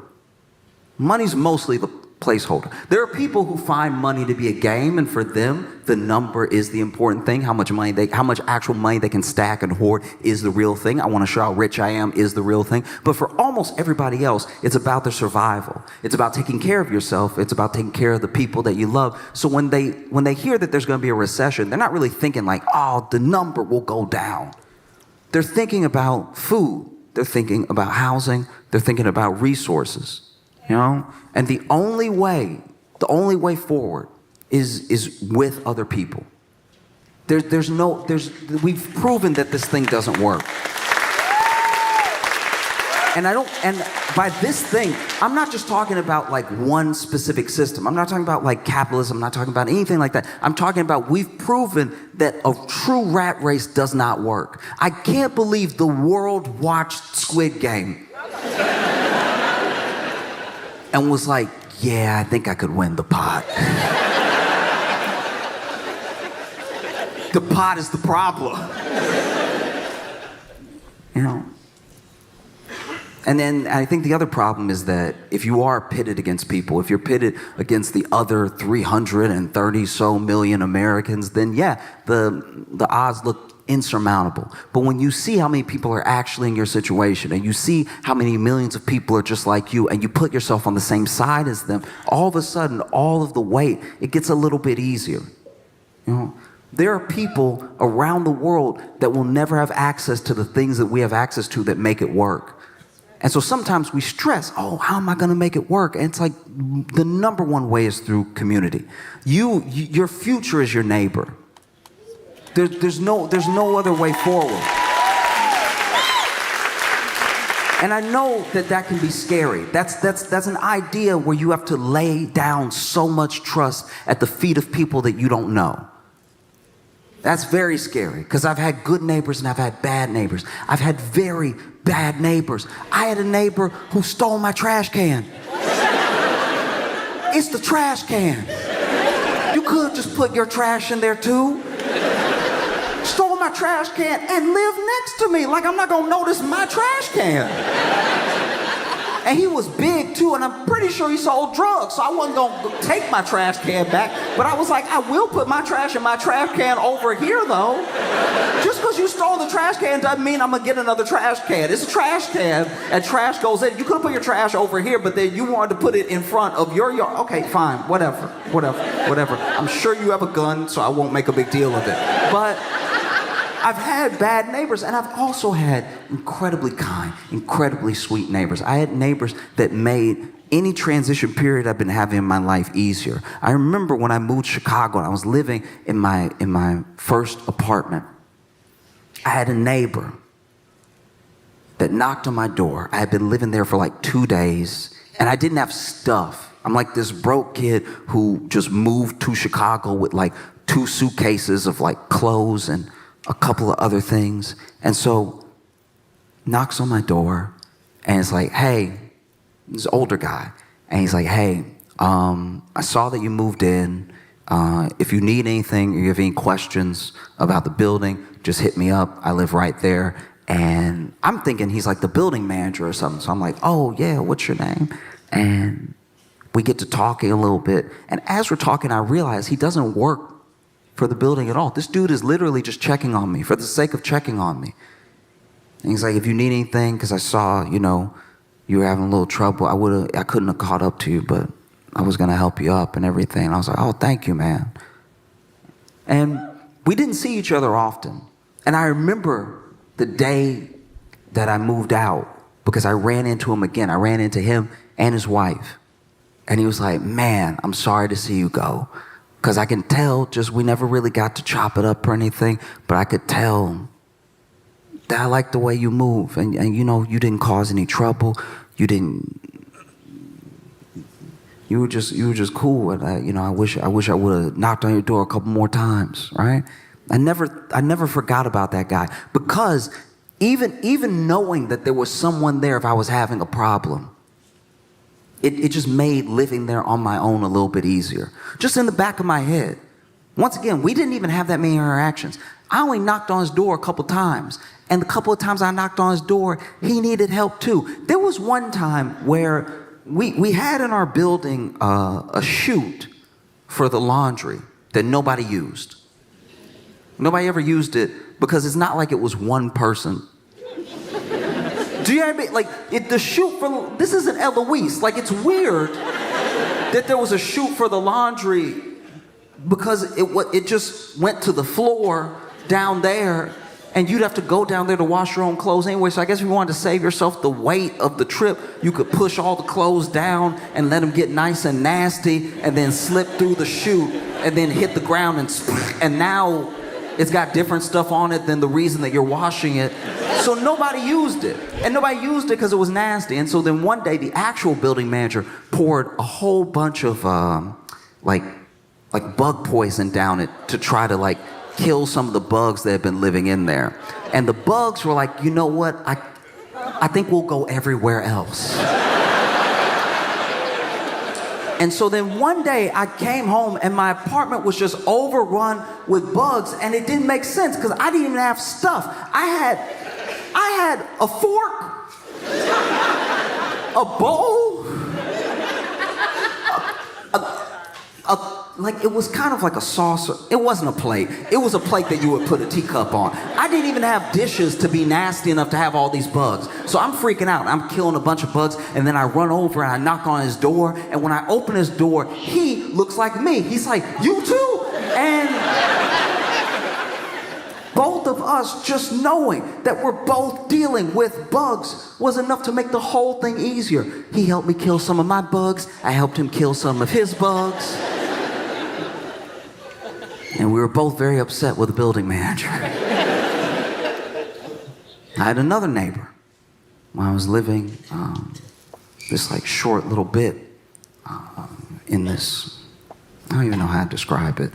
It was like, it was a house, but it was like, you know how there's it wasn't a duplex. Okay. The house I was living in was like perfectly split in two, right? To make two unlivable houses. Okay? So I wasn't staying there for long, but it was just two completely unlivable houses, right? And I had a neighbor that lived next to me where I moved in, and once again, this older lady, so sweet as could be, knocks on my door, and it's like, hey, I saw that you just moved in. She had baked something, like old school, like out of the movies. She had baked something. She was like, I made you a little something, some muffins. I know moving is hard. I know sometimes you don't have anything to eat right after you move. So this is for you, right? And I was like, oh, I didn't even know what to do. I was like, oh, thank you. Thank you so much. And she was like, yeah, I like to help people get their bearings. And just so you know, I just want to be the one to tell you so you don't have to find out on your own. There's a crackhead in the wall.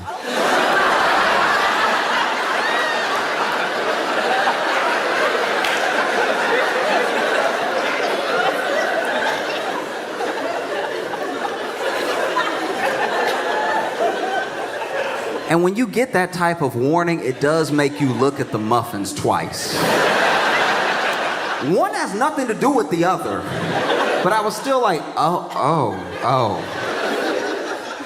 And she was like, yeah, we thought it was a bird for a long time. And then he started talking.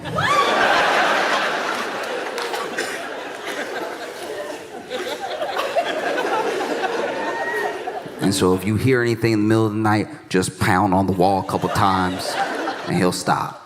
I was like, okay. All right, okay. And I closed the door, and I sat in silence for the rest of the night, waiting to hear a noise that would never come.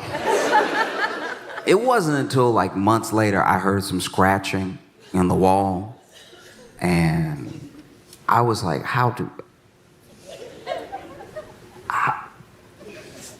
does somebody just live with it? And so I knocked on her door, and she came to the door. She was like, you hear him too. And I was like, look, I know you lived here longer than me, but in case it is a bird, maybe we should call animal control. Just throwing it out there, right? And she's like, you can do what you want.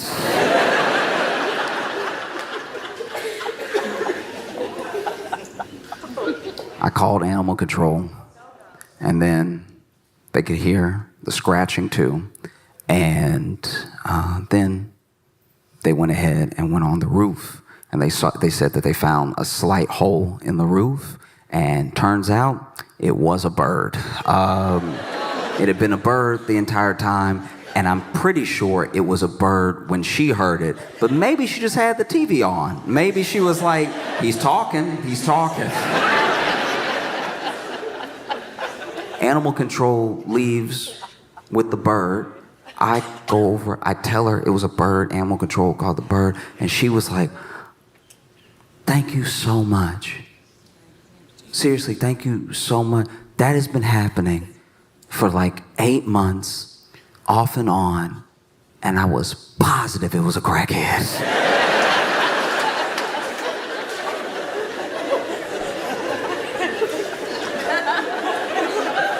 And I guess that's what a good neighbor does. I guess a good neighbor lets you know nobody's in your wall.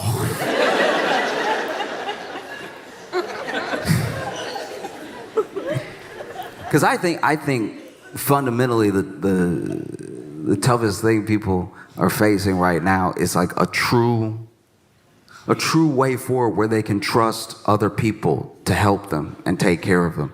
And I can't tell you to just blindly put your faith in people that you don't know, even if they live next to you. But what I can tell you is that most people return energy. Most people give like for like. So if there's a community that you want around you, all you have to do is be its founder. If you are the one knocking on your neighbor's door, letting them know you're here, if they need anything, they'll probably do the same for you.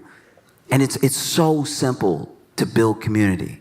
It's so much more likely that you're gonna build community than you're gonna become a billionaire. Do you know what I mean? Like,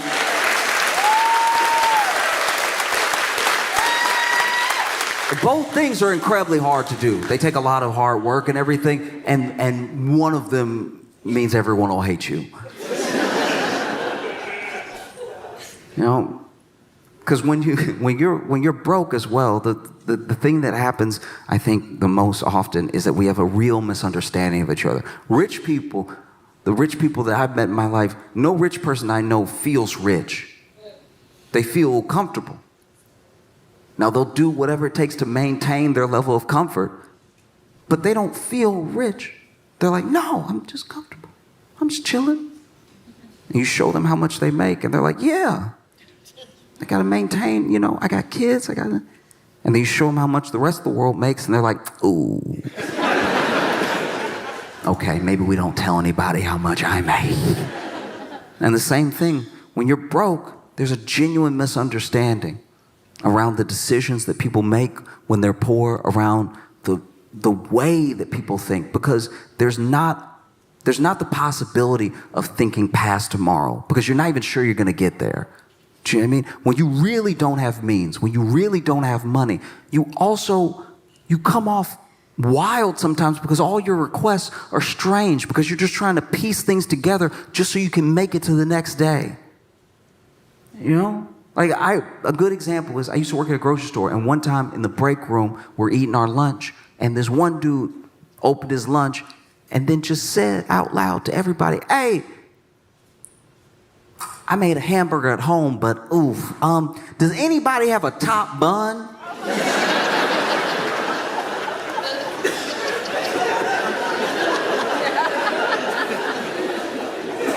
Sir.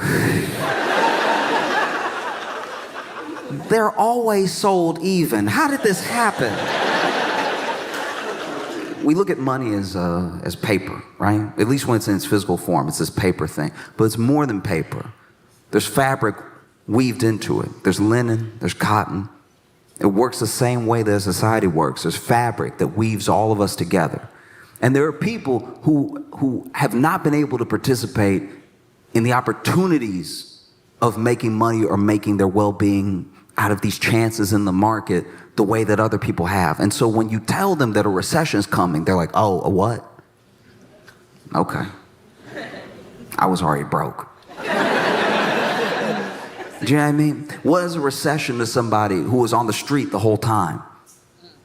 I guess the best example I can give is one time I was at a party with my friends, and I fell in the pool. And falling in the pool at a party is one of the more embarrassing things you can do when it's not a pool party.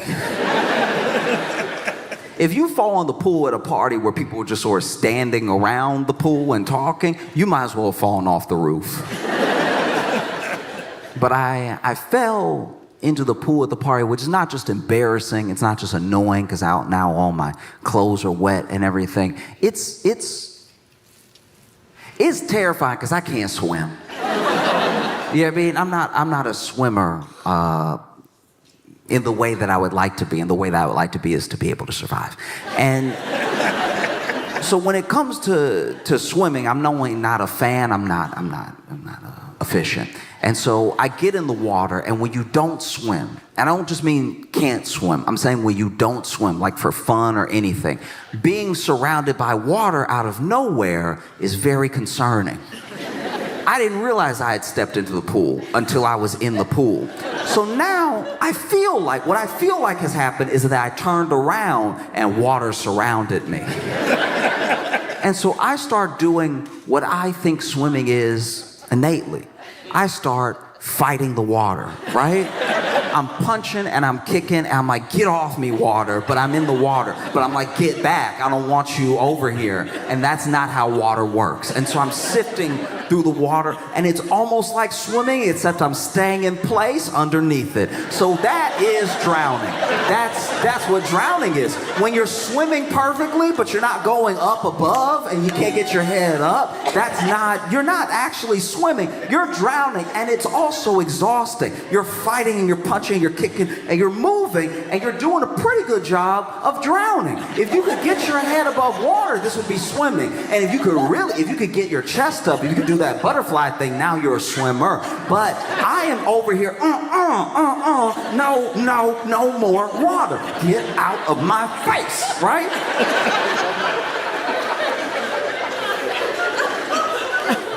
So then it takes someone pulling me out of the water for me not to actually drown. And not right after, not soon enough after, but pretty soon after, we leave the party. And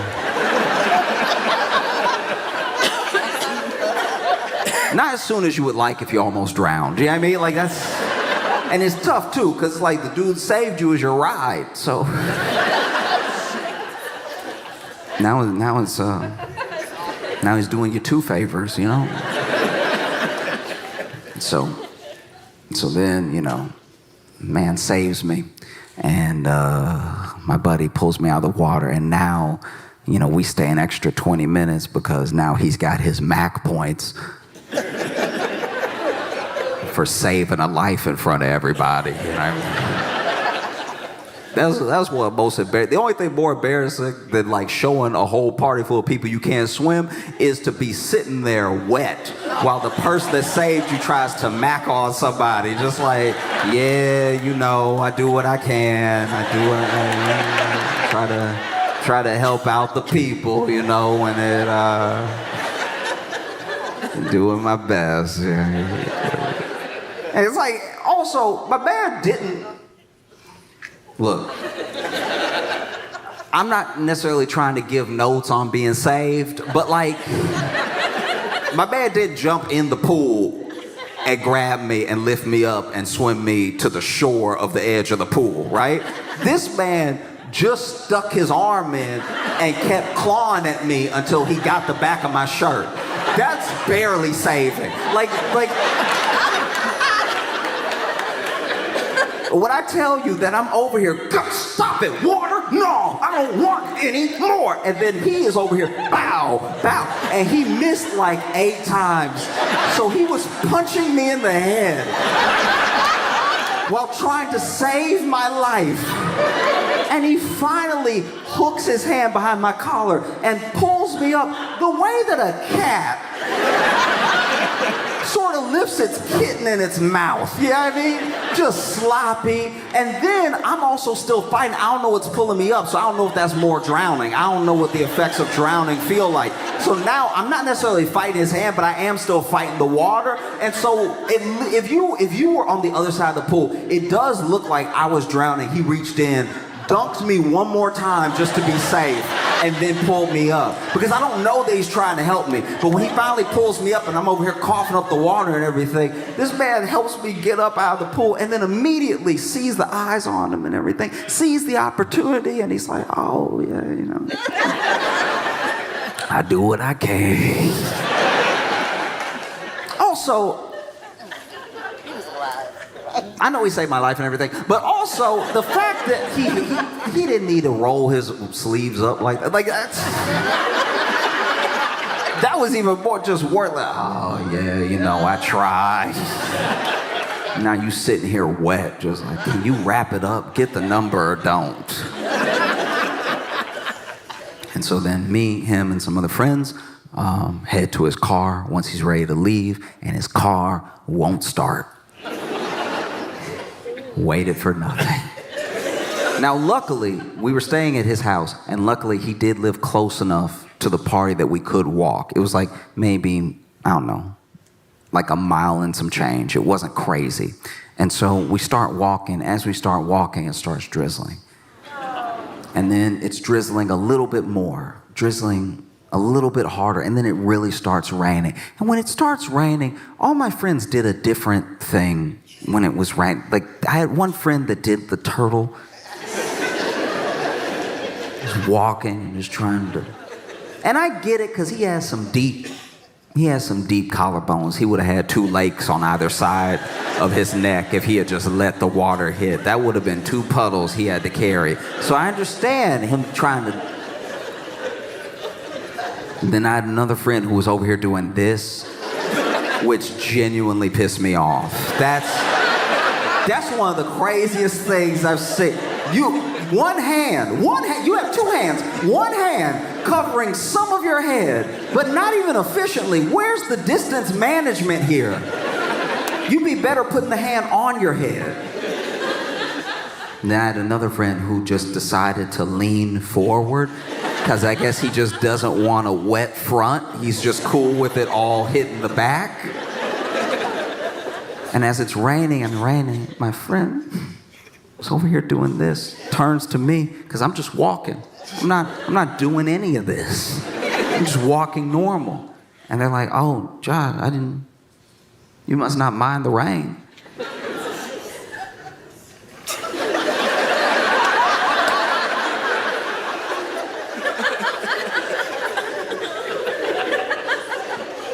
And I was like, I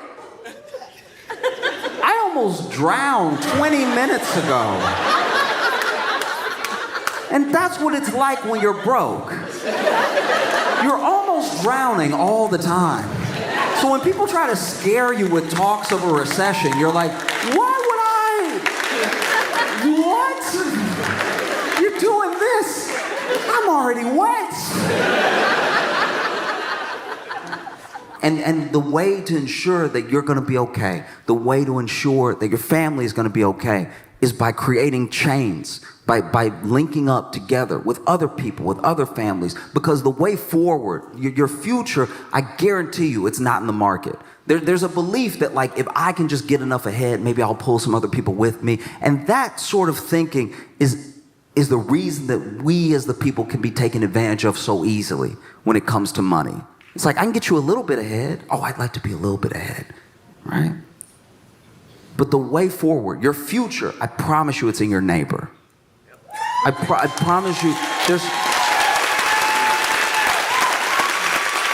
there's no one that's going to take care of you like the people that are actually next to you. And it's kind of daunting to me. It does freak me out a little bit that there are so many people, every election, every year, no matter who's president, that expect the person in office to make them rich. Don't you know this is America? Do you know what I mean? Like, that's just not how it works. It's not how it's ever worked. You may like the person in office, you may not, but I guarantee you they're not gonna make you rich. That's not how anything works. And don't get me wrong, I've had dreams before. I had a hard time getting to know people, and I had a hard time communicating with people. I'm an only child, and my mom wanted me to have friends so I wouldn't be crazy. And so, as a single parent with one kid, my mom, the only thing she knew how to do was go ahead and take me over to her other single parents, friends' houses where they had one kid. And she was like, maybe y'all will just play and not be crazy together. And sure enough, there was a time in my life where my parents got back together. And so we were a 2-income household. So I started to get the good toys, right? The real good toys. I'm talking WCW, NWO, wrestling toys, Sting, Goldberg, Kevin Nash. And sure enough, you know, I remember I got those toys. Those are some of my favorite toys in the world because I didn't know ankles had come out yet. I would hold up my Kevin Nash and I'd be like, bow, bow, bow, bow, bow. Look what he does. Bow, bow, bow, bow, bow, bow, bow, bow. He had knees, he had ankles, he could do this. That's crazy. I was used to this only. Maybe if you were getting fancy, some of this, but I wasn't used to this. This thing right here, this is crazy. Real shoulder movement? My mind was blown. It's like, look at what this thing can do. Bow, bow, bow, bow, bow, bow, right? And so then my mom took me over to her friend's house, and her friend had a kid, and you know, I went ahead and brought over 2 of my toys. I brought my Kevin Nash and I brought my Sting because I'm trying to make a good impression. And so we're talking, they're talking, and finally we go to his room to play, and my mom leaves to go run some errands or something. And I quickly realized after my mom left that he was crazy. He was genuinely crazy because all of his toys, every single one of his toys, didn't have a face. None of his toys had faces. I don't know if he was chewing them or if he was burning them, but they were gone. And so he looked at my Sting toy and he was like, oh, we have the same one. And I was like, I don't see how that's possible.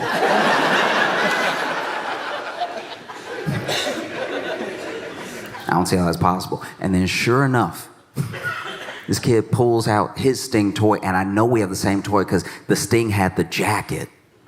The jacket you could put on, you could take off and everything.